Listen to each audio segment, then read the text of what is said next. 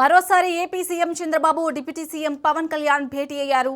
సమావేశానికి BJP AP అధ్యక్షులు మాధవ్ హాజరయ్యారు. ఉండవల్లిలోని చంద్రబాబు నివాసంలో కూటమి నేతలు భేటీ అయ్యారు.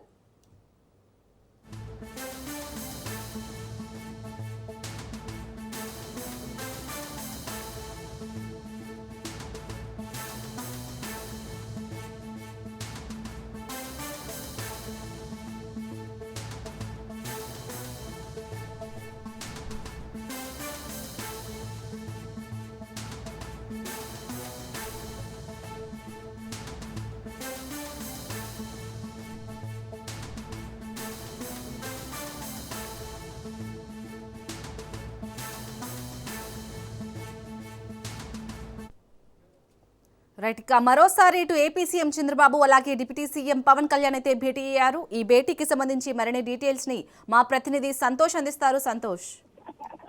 సీఎం చంద్రబాబు నాయుడు తోటి ఇటు డిప్యూటీ సీఎం పవన్ కళ్యాణ్ అదేవిధంగా బీజేపీ చీఫ్ పివిఎన్ మాధవ్ అయితే కనుక ఉండవల్లి నివాసంలో అయితే కనుక భేటీ కావడం కూడా జరుగుతూ ఉంది. ఏదైతే ప్రధానంగా ఈ యొక్క భేటీ కీలకంగా సంతరించుకుందని కూడా తెలుస్తా ఉంది.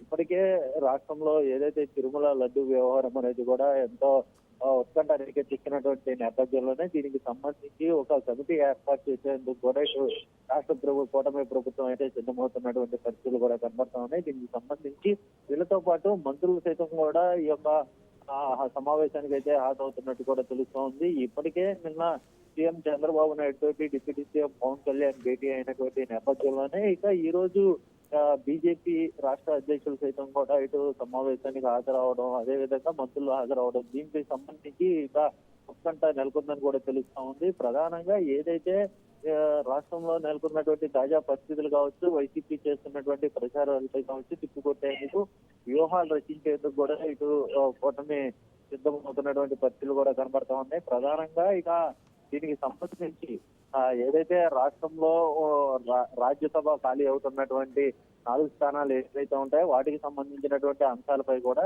చర్చించే అవకాశాలు ఎక్కువగా కనబడతా ఉన్నాయి. కూటమి నేపథ్యంలోనే ఇటు టీడీపీకి, జనసేనకి, అదేవిధంగా బీజేపీకి కేటాయించేటువంటి నేపథ్యంలోనే ఇటు జనసేన నుంచి అభ్యర్థులను సైతం కూడా ఇటు చర్చకొచ్చే అవకాశాలు ఎక్కువగా కనబడుతున్నట్టు కూడా తెలుస్తోంది. ఇప్పటికే టీడీపీ నుంచి తెరపైకి అయితే కనుక వర్ల రామయ్యతో పాటు లింగంవేణి రమేష్ వస్తున్నటువంటి నేపథ్యంలోనే ఇక జనసేన నుంచి కూడా అభ్యర్థిని ఖరారు చేసే అవకాశాలు కనబడుతున్నాయి. అంటే రాష్ట్ర రాజకీయాల్లో అయితే కనుక పెను మార్పులు చోటు చేసుకునే అవకాశాలు ఎక్కువగా కనబడుతున్నట్టు కూడా తెలుస్తోంది.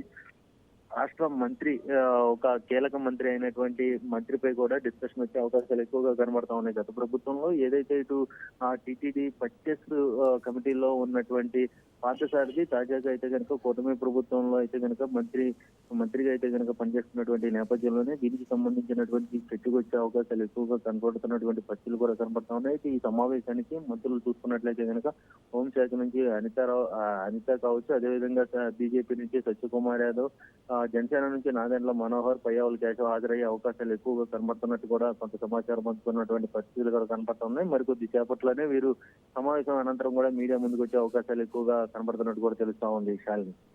Right, thank you Santosh.